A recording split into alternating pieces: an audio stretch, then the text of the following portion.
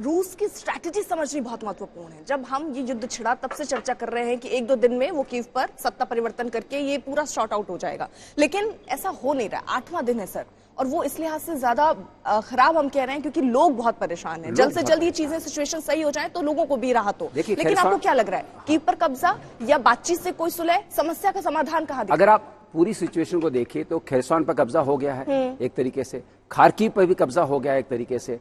तो जो eastern part है उसको उन लोगों ने डॉनबैस पे उनके ही रशियन सेपरेटिस्ट आप कहिए या यूक्रेन में उनको इंडिपेंडेंट कर दिया है।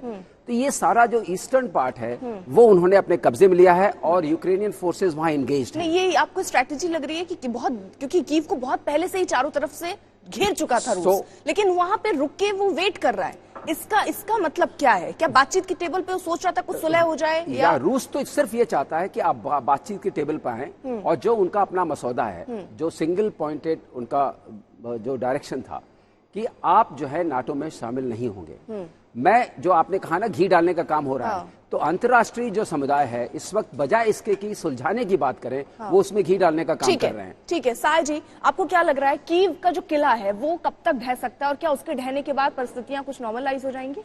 देखिए, कीव कोई छोटी जगह नहीं है, वो कैपिटल है यूक्रेन का, और इन्वेस्टमेंट में बिल्ट अप एरिया उसको ब्रेक करने में बड़ा टाइम लगेगा। तो अगर आप टैक्टिकल बैटल की बात करें, परंतु ये परसुएसिव बम्बार्डमेंट हो रही है और डीमोटिवेशन हो रही है विद द बम्बार्डमेंट।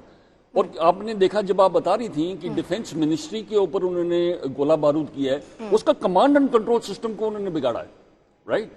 ताकि वो लोअर लेवल पे जो है, अगर वो कहते हैं कि जी हम आपका कमांड कंट्रोल सिस्टम को बर्बाद कर सकते हैं, तो आपको भी बर्बाद कर देखिए बिल्कुल। और ये देखिए, आप कह रहे हैं कीव का जो किला बहुत मजबूत होने वाला है, और ये हम ग्राफिक्स के जरिए भी जरा आपको दिखा रहे हैं कि किस तरीके से खार्किव का जो इलाका है, कैसन में जहां पे कह रहे हैं कब्जा हो गया है, लेकिन कीव और खार्सिव जो है वहां पर किस तरीके के हालात बन सकते हैं, वहां कितना मुश्किल हो सकता है पीके श्रीवास्तव जी, ये बहुत दिलचस्प है। क्योंकि वहां सेनाएं, तो ये बार बार कहा जाए, चारों तरफ से घेर लिया गया है और हमने अपनी पूरी ताकत रूस के एक तरीके से कहें तो कीव पर लगा दी गई। लेकिन क्या उन्होंने अभी उनको मेरे ख्याल से एक मैसेजिंग हो रही है कि हम चाहो तो हमने आपको घेर लिया है, लेकिन जैसा कि जनरल साहब ने बताया कि किसी भी अर्बन वॉरफेयर में एंड बहुत फोर्टिफाइड है कीव, उसको जीतना इतना आसान नहीं होता है और ये बहुत इंगेज्ड बैटल हो जाती है और बहुत लॉसेज होते हैं, सिविलियन लॉसेज होते हैं, उस तरह के लॉसेज होते हैं। इसीलिए आपने देखा कि रशिया ने वार्निंग दी है कि जितने सिविलियंस हैं जो नॉन कॉम्बेटेंट्स हैं वो कीव को खाली कर दें।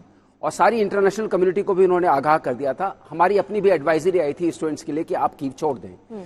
तो ये एडवाइजरी आने का मतलब ये होता है कि कीव पर हमले तेज होने की आशंका है। जैसा कल हम लोगों ने मेंशन किया था कि अब इंटेंसिटी जो है वॉरफेयर की बढ़ेगी। इंटेंसिटी बढ़ने का मतलब यह है कि जब आप नेगोशिएटिंग टेबल पर आए तो आप हमारी बात मानने के लिए कम से कम तो तैयार हों। लेकिन एक बात जो सबसे सोचने वाली है कि ये लड़ाई जो है वो रूस और यूक्रेन के बीच में है। तो यूक्रेनियन राष्ट्रपति जो हैं उनको अपने जनता को देखते हुए, अपने देश को देखते हुए एक व्यू पॉइंट लेना है, न कि जो वेस्टर्न ब्लॉक उनसे लगातार कह रहा है कि हम आपके साथ हैं, हम आपको करेंगे। लेकिन लड़ाई तो उनको लड़नी पड़ी है और लड़ाई सारी उनके क्षेत्र में हो रही है।